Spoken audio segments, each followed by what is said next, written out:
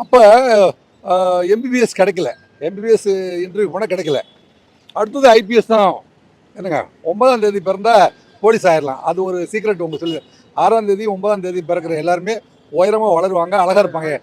என்னங்க 6ஆம் தேதி 9ஆம் தேதி பிறக்கிறவங்க என்னை மாதிரி உயரமாக அழகாக இருப்பாங்க, அவங்க போலீஸில் சேர்ந்துடலாம். மீதி 5ஆம் தேதி 4ஆம் தேதி 1ஆம் தேதி 2ஆம் தேதிலாம் போலீஸில் சேர முடியாது. இந்த சீக்கிரட்டை ஒருத்தர் சொல்லி கொடுத்தாரு எனக்கு.